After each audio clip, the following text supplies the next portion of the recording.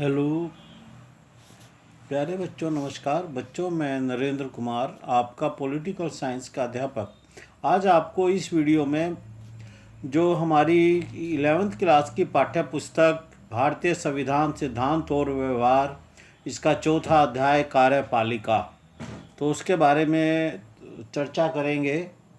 तो प्यारे बच्चों, सब इस अध्याय में हमें क्या पता होना चाहिए कि कार्यपालिका का अर्थ और भारत में संसदीय कार्यपालिका है और यह कैसे कार्य करती है, इसके बारे में पढ़ेंगे। तो प्यारे बच्चों, कार्यपालिका का अर्थ, कार्यपालिका का अभिप्राय सरकार के उस अंग से है जो कायदे कानूनों को संगठन में रोजाना लागू करते हैं। सरकार का वह अंग जो नियमों और कानूनों को लागू करता है और प्रशासन का कार्य करता है, वह कार्यपालिका कहलाता है। कार्यपालिका विधायिका द्वारा स्वीकृत नीतियों और कानूनों को लागू करने के लिए उत्तरदायी है।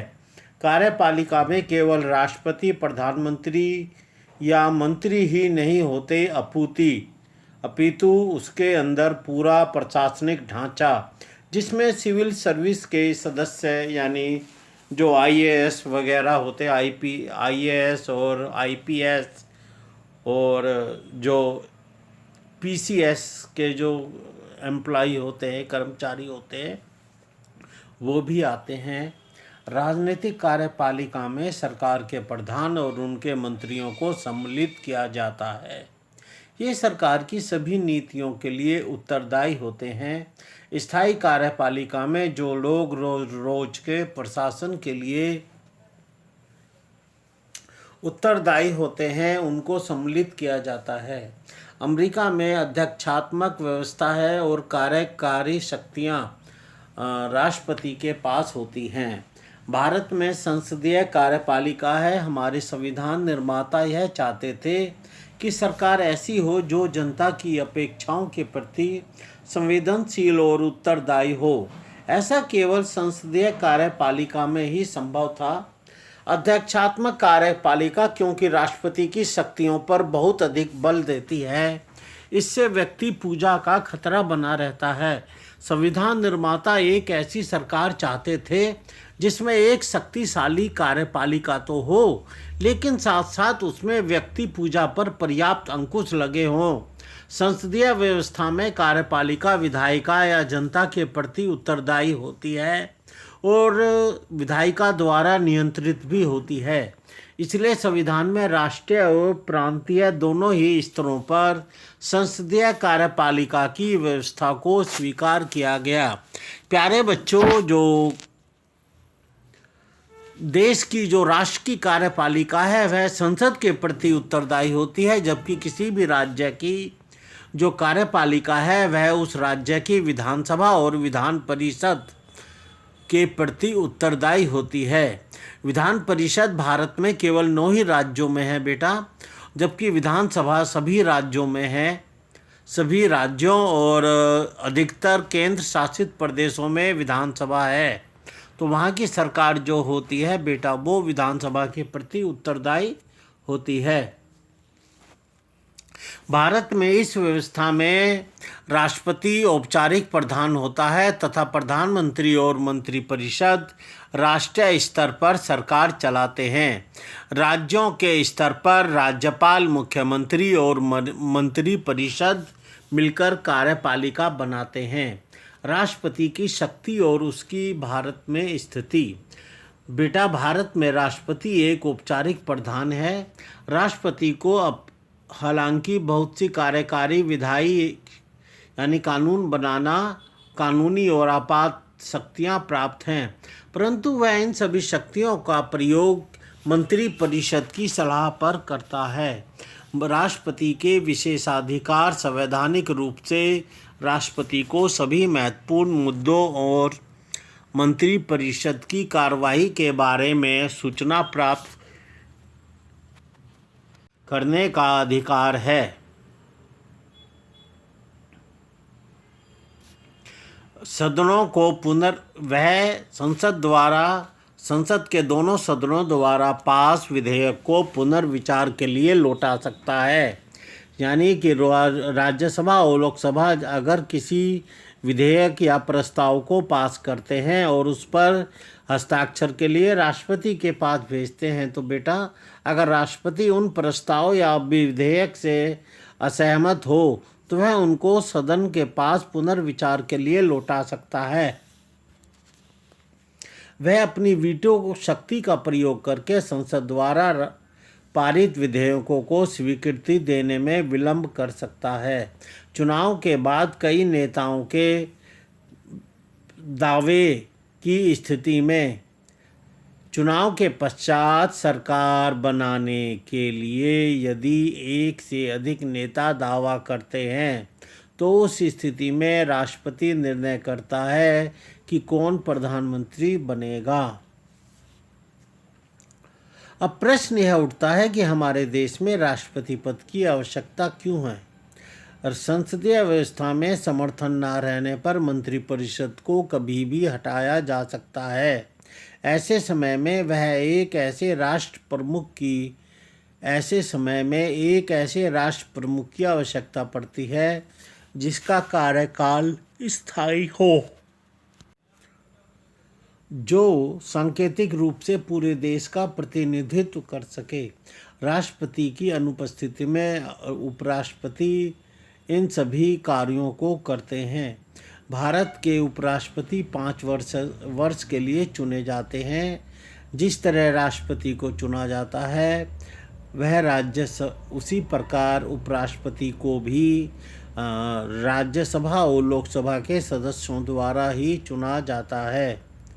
प्यारे बच्चों, राष्ट्रपति और उपराष्ट्रपति के चुनाव में यह अंतर है कि जहां राष्ट्रपति को सभी राज्यों के विधेयक अर्थात विधान परिषद और विधानसभा के सदस्य और लोकसभा और राज्यसभा के सदस्य मिलकर चुनते हैं, परंतु भारत के उपराष्ट्रपति को केवल राज्यसभा और लोकसभा के सदस्य द्वारा ही चुना जाता है। उपराष्ट्रपति राज्यसभा के पदेन सभापति होते हैं, अर्थात राज्यसभा की अध्यक्षता जैसे लोकसभा की अध्यक्षता स्पीकर द्वारा की जाती है और लोकसभा के सदस्यों द्वारा उनका चुनाव होता है, उसी प्रकार राज्यसभा की कार्रवाई की अध्यक्षता उपराष्ट्रपति द्वारा की जाती है। प्यारे बच्चों, राष्ट्रपति की मृत्यु,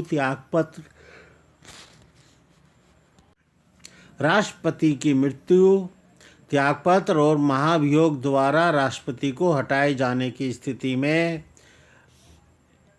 पद रिक्त होने पर उपराष्ट्रपति ही कार्यवाहक राष्ट्रपति का कार्य करते हैं। अब प्यारे बच्चों, हम पढ़ेंगे प्रधानमंत्री और मंत्रिपरिषद। प्यारे बच्चों, प्रधानमंत्री लोकसभा में बहुमत प्राप्त दल का नेता होता है। प्यारे बच्चों, लोकसभा में कुल सदस्यों की संख्या 543 होती है, अर्थात जिस पार्टी का या जिस दल के सदस्यों की संख्या 272 से अधिक यानी 273 या उससे ज़्यादा होती है या किसी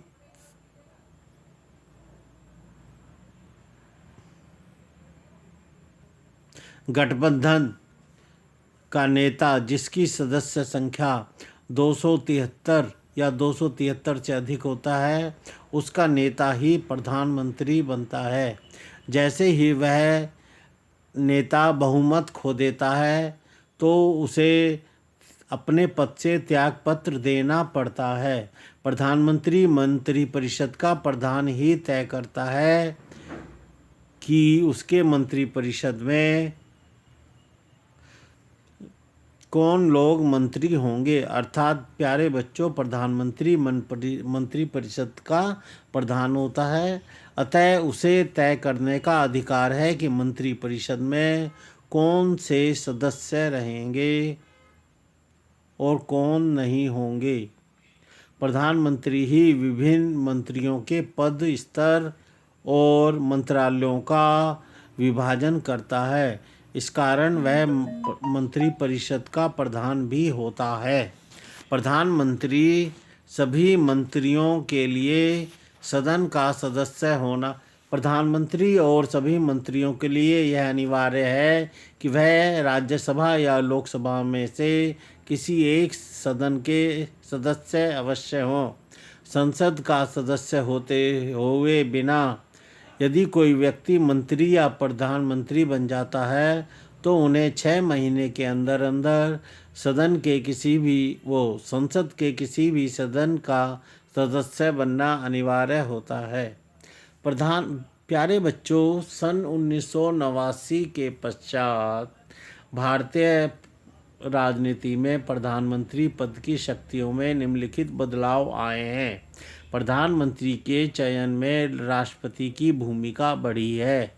राजनीतिक सहयोगियों से परामर्श की प्रवृत्ति बढ़ी है। प्रधानमंत्री के विशेषाधिकारों पर अंकुश लगा है।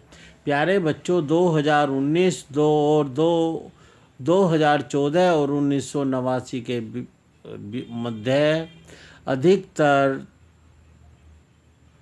प्रधानमंत्री एक राजनीतिक दल के न होकर एक गठबंधन के होते हैं, क्योंकि एक राजनीतिक दल को बहुमत प्राप्त न होने की स्थिति में जो एक से अधिक दलों ने मिलकर अपना गठबंधन बनाया और सरकार बनाई है, उस स्थिति में प्यारे बच्चों प्रधानमंत्री के विशेषाधिकारों पर अन्य सहयोगी दलों का पर्याप्त नियंत्रण रहता है और प्रधानमंत्री के विशेषाधिकारों पर अंकुश लगा है। सहयोगी दलों के साथ बातचीत और समझौते के बाद ही अब सरकार अपनी नीतियां बनाती हैं। राज्यों में कार्यपालिका स्वरूप। प्यारे बच्चों, जिस प्रकार देश में एक राष्ट्रपति होता है उसी प्रकार राज्यों में एक राज्यपाल होता है, जिसकी नियुक्ति केंद्र सरकार की सलाह यानी प्रधानमंत्री की सलाह पर राष्ट्रपति द्वारा की जाती है। मुख्यमंत्री विधानसभा में बहुमत वाले दल का नेता होता है। बाकी सभी सिद्धांत वही हैं जो केंद्र सरकार में संसदीय व्यवस्था के होने के कारण लागू है। राज्यों में भी यदि किसी एक दल का बहुमत नहीं होता तो उस स्थिति में एक से अधिक दल मिलकर सरकार बनाते हैं। प्यारे बच्चों, महाराष्ट्र में आप देखते हो कि शिवसेना के पास भाजपा से कम विधायक होते हुए भी शिवसेना ने कांग्रेस और राष्ट्रवादी कांग्रेस यानी एनसीपी के साथ मिलकर सरकार बनाई है, तो यह गठबंधन सरकार है। उसी तरह से बिहार में भाजपा और जनता दल यू, जिसके नेता नीतीश कुमार जी हैं, उन्होंने मिलकर सरकार बनाई है। यानी कि मुख्यमंत्री विधानसभा में बहुमत वाले दल का नेता या बहुमत वाले गठबंधन का नेता होता है। स्थायी कार्यपालिका। प्यारे बच्चों, स्थायी कार्यपालिका अर्थात नौकरशाही कार्यपालिका में मुख्यतः राष्ट्रपति, प्रधानमंत्री, मंत्रीगण और नौकरशाही प्यारे बच्चों जो प्रशासनिक मशीनरी का एक विशाल संगठन सम्मिलित होता है, इसे नागरिक सेवा भी कहते हैं।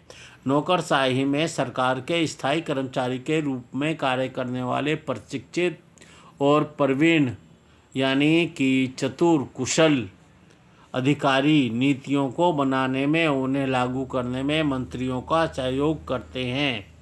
Pocket veto. जब राष्ट्रपति किसी विधेयक पर अनुमति नहीं देता है और संविधान के अनुच्छेद के अंतर्गत पुनर्विचार के लिए उस बिल को लौटाता भी नहीं है, ऐसी स्थिति में वो पॉकेट वीटो का प्रयोग करता है। तो प्यारे बच्चों, ये जो मैंने आपकी पाठ्य पुस्तक कार्यपालिका के बारे में जो अध्याय है कार्यपालिका, उसके बारे में आपको बताया है, और इसके बारे में विस्तार से जानने के लिए आप सभी आपकी जो पाठ्य पुस्तक है भारतीय संविधान सिद्धांत और व्यवहार, उसका 4था अध्याय अवश्य पढ़ें और अधिक से अधिक जो उसके मेन पॉइंट्स हैं उनको याद रखें। नमस्कार।